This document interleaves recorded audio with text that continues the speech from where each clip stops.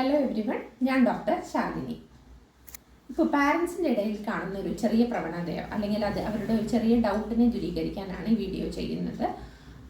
പലപ്പോഴും കുട്ടികൾക്ക് ചുമയ്ക്കുമ്പോൾ അല്ലെങ്കിൽ അവർക്ക് എന്തെങ്കിലും ഒരു തരത്തിൽ ചുമയോ കഫക്കെട്ടോ വന്നു കഴിഞ്ഞാൽ ഡോക്ടർ ഒരു തവണ നെബുലൈസേഷൻ പ്രിസ്ക്രൈബ് ചെയ്തിട്ടുണ്ടെങ്കിൽ ഇപ്പോൾ പല പാരൻസും കുട്ടി ചുമച്ചു തുടങ്ങുമ്പോൾ തന്നെ വീട്ടിൽ നെബുലൈസേഷൻ ചെയ്യുന്ന ഒരു പ്രവണത കാണുന്നുണ്ട്. നെബുലൈസേഷൻ ചെയ്തിട്ട് ആശ്വാസം കണ്ടിട്ടോ അല്ലെങ്കിൽ ചെയ്ത് നോക്കി ട്രയൽ നോക്കിയിട്ടോ അവർ ഡോക്ടറെ സമീപിക്കുന്ന ഒരു പ്രവണത കാണുന്നുണ്ട്.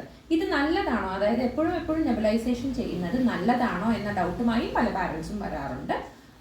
നമ്മൾ അഡ്വൈസ് ചെയ്താൽ പോലും നെബുലൈസേഷൻ ചെയ്യണമോ വേണ്ടയോ എന്ന ഡൗട്ടുമായിട്ട് പാരൻസ് വരാറുണ്ട്. അപ്പോൾ രണ്ട് തരത്തിലാണ് പാരൻസ്. ഒന്നുമില്ലെങ്കിൽ വളരെയധികം നെബുലൈസേഷനെ പ്രിഫർ ചെയ്യുന്ന പാരൻസ് കാണാറുണ്ട്, അല്ലെങ്കിൽ കുറച്ച് പേർക്ക് നെബുലൈസേഷനുള്ള ഒരു വിമുഖതയും കാണാറുണ്ട്. എങ്ങനെയാണ് ഈ നെബുലൈസേഷൻ വേണമോ വേണ്ടയോ എന്ന് തീരുമാനിക്കുന്നതെന്ന് വെച്ചാൽ ചുമകൾ തന്നെ ആക്ച്വലി പലതരത്തിലുണ്ട്. പല കാരണങ്ങളാൽ ചുമയുണ്ട്. അപ്പം ജലദോഷം കൊണ്ട് വരുന്ന വരണ്ട ചുമയുണ്ട്, തൊണ്ടയുടെ ഇറിറ്റേഷൻ കൊണ്ട് വരുന്ന ചുമയുണ്ട്, എന്നാൽ കഫക്കെട്ട് കൊണ്ടുവരുന്ന ചുമയുണ്ട്, അലർജി അല്ലെങ്കിൽ ആസ്മ പോലുള്ള അസുഖങ്ങൾ മൂലവും ചുമ വരാറുണ്ട്.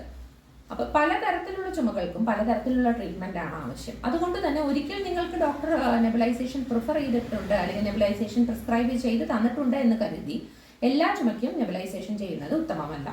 കാരണം പലതരത്തിലാണ് ചുമ, അതുകൊണ്ട് തന്നെ ചികിത്സയും പലതരത്തിലാണ്. ഒരു തവണ ഉണ്ടായ ചുമയുടെ കാരണമോ അല്ലെങ്കിൽ അതിൻ്റെ പെത്തോഫിസിയോളജി എന്ന് ഞങ്ങൾ മെഡിക്കൽ ടേംസിൽ പറയും, അതിൻ്റെതായ ഉള്ളിലെ നടക്കുന്ന കാര്യങ്ങൾ വ്യത്യസ്തമാണ്. രണ്ട് ചുമയ്ക്കും വ്യത്യസ്തമായിരിക്കാം. അതുകൊണ്ട് തന്നെ നിങ്ങൾ കൊടുക്കേണ്ട ട്രീറ്റ്മെൻറ്റും വ്യത്യസ്തമാണ്. അപ്പോൾ എപ്പോഴും ഒരിക്കൽ നെബുലൈസേഷൻ പ്രിസ്ക്രൈബ് ചെയ്തു എന്ന് കരുതി മാത്രം വീട്ടിൽ വെച്ച് നിങ്ങൾ നെബുലൈസേഷൻ സ്റ്റാർട്ട് ചെയ്യാതിരിക്കുക. കയ്യിലുള്ള ചെറിയ തരത്തിലുള്ള ജലദോഷത്തിൻ്റെ മരുന്നുകളോ അല്ലെങ്കിൽ ചെറിയ തരത്തിലുള്ള കോഫ് സിറപ്പുകളോ മാത്രം ഡോക്ടറെ കാണുവാൻ സാധിക്കുന്നില്ലെങ്കിൽ, അതായത് ഒഴിവാക്കാൻ പറ്റാത്ത കാരണങ്ങൾ കൊണ്ട് 1-2 ദിവസം ഡോക്ടറെ കാണാൻ വൈകുകയാണെങ്കിൽ മാത്രം നിങ്ങൾ ട്രൈ ചെയ്യുക. ബട്ട് ഇത് നെബുലൈസേഷനോ ഇൻഹേലറോ മറ്റു മരുന്നുകളോ കൂടുതൽ സ്ട്രോങ് ആയ മരുന്നുകളോ സ്റ്റാർട്ട് ചെയ്യുമ്പോൾ എപ്പോഴും ഏത് തരത്തിലുള്ള ചുമയാണെന്ന് ഡോക്ടർ സ്റ്റെതസ്കോപ്പ് വെച്ച് മനസ്സിലാക്കി അല്ലെങ്കിൽ കുട്ടിയുടെ കാര്യങ്ങൾ അന്വേഷിച്ച് മനസ്സിലാക്കിയതിനു ശേഷം ഉറപ്പായും പ്രിസ്ക്രൈബ് ചെയ്തതിന് ശേഷം മാത്രം ഉപയോഗിക്കുക.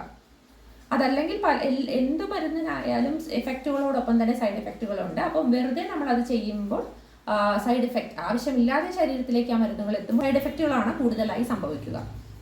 അതേപോലെ തന്നെ പലപ്പോഴും നിങ്ങൾ ഇങ്ങനെ നെബുലൈസേഷൻ വീട്ടിൽ ചെയ്തിട്ട് പോകുമ്പോൾ ഡോക്ടർക്ക് ആ ക്ലിനിക്കൽ കണ്ടീഷനെ കുറിച്ച് ഡോക്ടർ എക്സാമിൻ ചെയ്യുമ്പോഴോ അല്ലെങ്കിൽ ഡോക്ടർ കാര്യങ്ങൾ മനസ്സിലാക്കുമ്പോഴോ തെറ്റായൊരു എക്സ്പോഷറാണ് അവർക്കുണ്ടാകുക. അതായത് നിങ്ങൾ നെബുലൈസേഷൻ ചെയ്ത് വരുമ്പോൾ സ്റ്റെതസ്കോപ്പ് വെച്ച് നോക്കുമ്പോഴുള്ള സംഭവങ്ങളായിരിക്കില്ല ചെയ്യാതെ വരുമ്പോൾ. അപ്പോൾ ഡോക്ടറുടെ ഫൈൻഡിങ്സിലും നിങ്ങൾ ഈ നെബുലൈസേഷൻ ചെയ്യുന്നതിൽ വ്യത്യാസങ്ങൾ ഉണ്ടാക്കാം. അതുകൊണ്ട് തന്നെ കറക്റ്റായ ട്രീറ്റ്മെൻറ്റ് നിങ്ങൾക്ക് പ്രിസ്ക്രൈബ് ചെയ്യുന്നതിന് തടസ്സമുണ്ടാകാം. അപ്പോൾ നെബുലൈസേഷൻ നിങ്ങൾ എപ്പോഴും ഒരു ഡോക്ടറുടെ പ്രിസ്ക്രിപ്ഷനോട് കൂടി മാത്രം ചെയ്യുക. അതാണ് ഏറ്റവും ഉത്തമം.